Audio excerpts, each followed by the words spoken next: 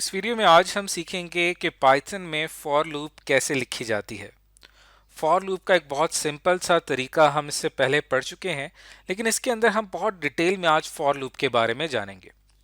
तो for loop हमारे पास तब इस्तेमाल होती है जब हमें यह पता होता है कि हमारी लूप ने कितनी दफ़ा रिपीट होना है। और ये फॉर लूप जो है ये एक सीक्वेंस के ऊपर काम करती है। जब भी एक सीक्वेंस होगा फॉर लूप उसके ऊपर ऑपरेट करेगी, या एक और वर्ड इस्तेमाल होता है आइट्रेट करेगी। इसका मतलब होगा कि वो उस सीक्वेंस के एक एक मेंबर तक पहुंचेगी और उसे पिक करके उसके ऊपर कोई ऑपरेशन परफॉर्म करेगी। और इसको लिखने का तरीका क्या होता है, उसके लिए हम ये वाला सिंटैक्स यूज करते हैं, जिसमें हम फॉर लिखते हैं, उसके बाद आपने काउंटर, ये एक काउंटर वेरिएबल है जो कि फॉर लूप को चलाता है, फिर आपने यहाँ पे इन लिखना होता है, और फिर हम यहाँ पे सीक्वेंस का इस्तेमाल करते हैं। सीक्वेंस किसे कहते हैं? सीक्वेंस कहते हैं जैसे कि हमारे पास कोई स्ट्रिंग है या हमारे पास कोई लिस्ट है, वो एक सीक्वेंस होता है। मिसाल के तौर पे मैं यहाँ पे एक स्ट्रिंग लिखता हूँ। स्ट्रिंग को आमतौर पे इन्वर्टेड कॉमास में लिखा जाता है। तो मैं यहाँ पे एक स्ट्रिंग लिख रहा हूँ, PAKISTAN।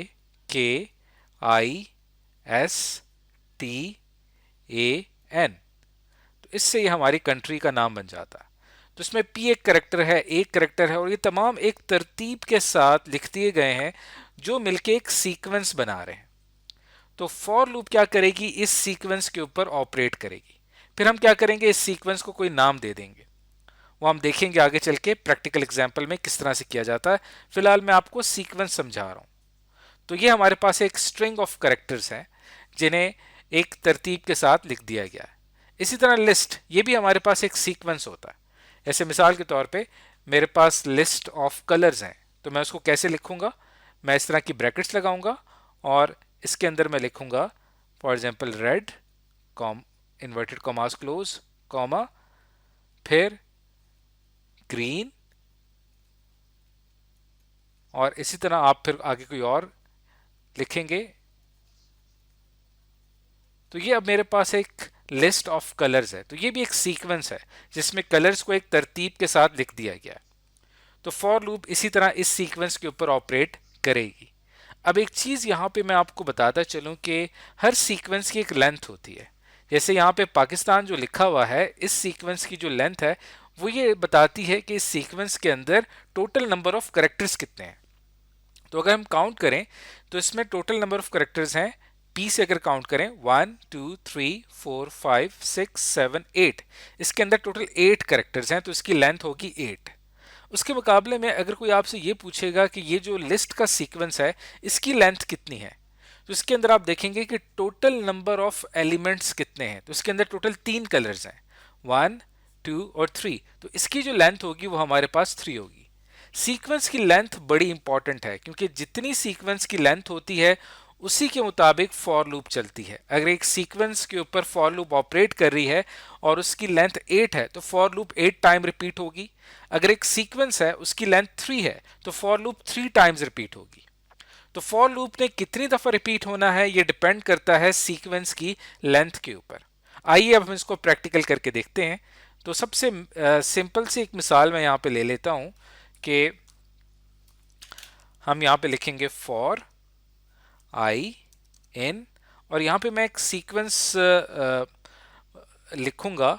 तो उस सीक्वेंस के लिए मुझे क्या करना पड़ेगा, पहले एक वेरिएबल लेना पड़ेगा। लेट्स सपोज मैं एक वेरिएबल ले लेता हूँ x के नाम से, और इसके अंदर मैं एक स्ट्रिंग स्टोर कर देता हूँ।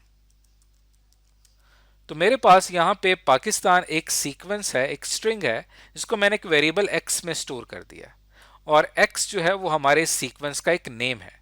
तो जैसा कि मैंने बताया कि यहाँ पे आप फॉर लिखेंगे, फिर आपने यहाँ पे अपना काउंटर वेरिएबल लिखना है। काउंटर वेरिएबल का क्या काम है इसको भी हम बड़ी तफसील से पढ़ने वाले हैं। फिर आपने लिखना है इन, और फिर आप यहाँ पे उस सीक्वेंस का नाम लिखेंगे जिसके ऊपर फॉर लूप ऑपरेट करेगी। तो यहाँ पे उस सीक्वेंस का नाम मैं यहाँ पे लिख रहा हूँ x, और आगे मैं कॉलन लगा दूंगा। उसके बाद एंटर की प्रेस करेंगे तो इसके नीचे वाला जो हिस्सा है वहां पे हमारा कोड इंडेंट होगा, यानी कि एक स्पेस से शो किया जा रहा है कि ये हिस्सा फॉर लूप का हिस्सा कहलाता है। और फिर यहाँ पे मैं लिख देता हूँ फॉर एग्जांपल प्रिंट, और यहाँ पे मैं आई की वैल्यू को प्रिंट करवाना चाहता हूं। तो आप देखिएगा कि किस तरह से यहाँ पे आई की वैल्यू क्या प्रिंट होती है, हमारा क्या आउटपुट आता है, आइए देखते हैं। तो जैसे यहाँ पे मैं क्लिक करूंगा रन पाइथन फाइल के ऊपर, तब आपने देखा कि पहले आई की वैल्यू फॉर लूप ने इस सीक्वेंस के ऊपर जब ऑपरेट किया तो इस सीक्वेंस का जो पहला एलिमेंट था वो पी था। तो हमारे पास यहाँ पे लूप की जो पहली आइट्रेशन होगी वहां पे आई की वैल्यू हमारे पास होगी यहाँ पे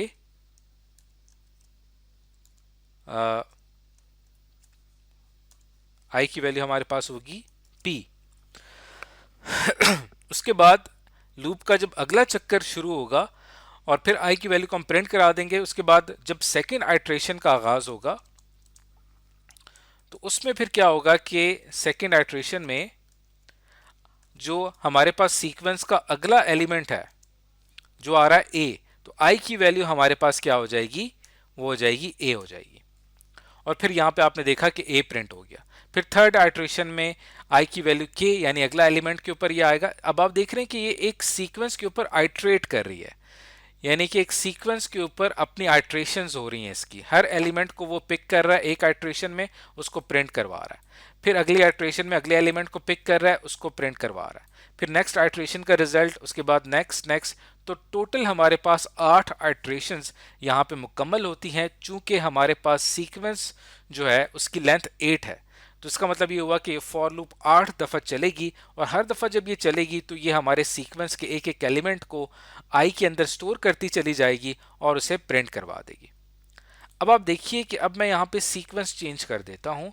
अब हम यहाँ पे एक सीक्वेंस ले लेते हैं जिसके अंदर हम कुछ कलर्स की लिस्ट बना लेते हैं। जैसे रेड एक कलर है, उसके बाद ग्रीन एक कलर है, उसके बाद यहाँ पे ब्लू एक कलर है। तो टोटल यहाँ पे हमारे पास 3 कलर्स मौजूद हैं। तो अब इस केस में आइए देखते हैं कि हमारा क्या रिजल्ट आता है और किस तरह से हमारी आइट्रेशंस काम करती हैं। तो जैसे मैं यहाँ पे अब क्लिक करूँगा रन पाइथन फाइल के ऊपर, अब आप देखिए कि पहले रेड प्रिंट हुआ, फिर ग्रीन प्रिंट हुआ और फिर ब्लू प्रिंट हुआ। अब ये कैसे हो रहा है कि जब इस फॉर लूप ने चलना शुरू किया तो हमारा जो काउंटर वेरिएबल है जो कि लूप वेरिएबल कहलाता है, वो हमारे सीक्वेंस का जो पहला एलिमेंट है उसको अपने अंदर स्टोर कर लेगा पहली आइट्रेशन में। यानी आई की वैल्यू हमारे पास क्या होगी, वो होगी रेड। उसके बाद प्रिंट आई की मदद से हमने रेड को प्रिंट कर दिया। फिर लूप जब दोबारा चलेगी तब आई की वैल्यू सेकेंड आइट्रेशन में जो हमारे पास सीक्वेंस का दूसरा एलिमेंट है जो कि आ जाता है हमारे पास ग्रीन, तो वो यहाँ पे आके आई के अंदर स्टोर होगा और फिर प्रिंट आई की मदद से वो प्रिंट हो जाएगा। फिर थर्ड आइट्रेशन में क्या होने वाला है कि थर्ड आइट्रेशन में जो हमारे पास आई है उसकी वैल्यू जो लास्ट एलिमेंट आपको नजर आ रहा है ब्लू, वो इसके अंदर स्टोर होगा और जो पुरानी वैल्यू स्टोर होती है आई के अंदर, जैसे आई में पहले ग्रीन स्टोर हुआ था, वो खत्म हो जाएगी। अब आई की वैल्यू चेंज होके ब्लू इसके अंदर आ जाएगा और फिर प्रिंट आई की मदद से आई की वैल्यू प्रिंट हो जाएगी। तो आपने देखा कि एक फॉर लूप एक सीक्वेंस के ऊपर किस तरह से आइट्रेट करती जा रही है और एक एक एलिमेंट को पिक करके उसे प्रिंट करवा रही है। तो अभी तो मैं इस फॉर लूप को एक सीक्वेंस के ऊपर कैसे फॉर लूप ऑपरेट करती है ये समझा रहा हूँ। वैसे फॉर लूप के अंदर आप ज़रूरी नहीं है कि यहाँ पे फ़िलहाल तो मैंने एक स्टेटमेंट लिखी है, इसके नीचे मैं जितनी भी स्टेटमेंट्स लिखूंगा वो हर आइट्रेशन में उतनी दफ़ा रिपीट होंगी। यानी कि इस फॉर लूप के नीचे अगर मैं ये एक ब्लॉक ऑफ स्टेटमेंट्स लिखता हूँ तो जितनी हमारी सीक्वेंस की लेंथ होगी उसके मुताबिक ये ब्लॉक ऑफ स्टेटमेंट्स रिपीट होंगी। अगर एक सीक्वेंस है जिसके ऊपर फॉर लूप ऑपरेट कर रही है उसकी लेंथ 8 है तो ये चारों स्टेटमेंट्स 8 दफ़ा रिपीट होंगी। और एक और चीज़ बड़ी इंपॉर्टेंट मैं आपको बताता चलूँ, यहाँ पे जो यहाँ पे दरमियान में आपको इन नज़र आ रहा है ये दरअसल एक मेंबरशिप ऑपरेटर है। ये बड़ा इंपॉर्टेंट है हमारे इस लूप में, जो कि हम इस लूप को चलाने के लिए ये बड़ा इंपॉर्टेंट है क्योंकि ये क्या करता है कि काउंटर को इन सीक्वेंस यानी सीक्वेंस के अंदर से एलिमेंट को पिक करता है और काउंटर को असाइन करवा देता है। यानी वेरिएबल आई के अंदर जो वैल्यू स्टोर होती है वो दरअसल इस इन की वजह से होती है। और इस तरह से एक फॉर लूप एक सीक्वेंस के ऊपर काम करती है। तो अब तक तो आपको फॉर लूप की समझ आ गई होगी कि एक सीक्वेंस के ऊपर ये किस तरह से काम करती है।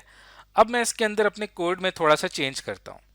यानी अब हम क्या करेंगे कि आई की जो वैल्यू स्टोर हो रही है हर आइट्रेशन में, अगर हम उसके ऊपर कोई ऑपरेशन परफॉर्म करें तो वो हम किस तरह से कर सकते हैं।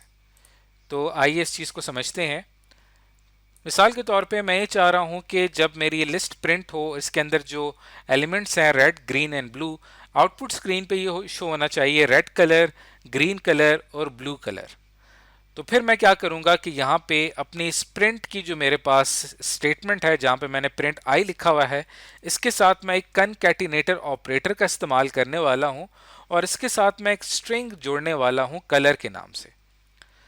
तो ये क्या होगा कि जब भी ये एक आइट्रेशन होगी, पहले आई की वैल्यू रेड होगी, फिर प्रिंट आई यानी रेड प्रिंट होगा, प्लस इसके साथ कनकैटिनेट जुड़ जाएगा अगली स्ट्रिंग जो कि मैंने कलर लिखी है।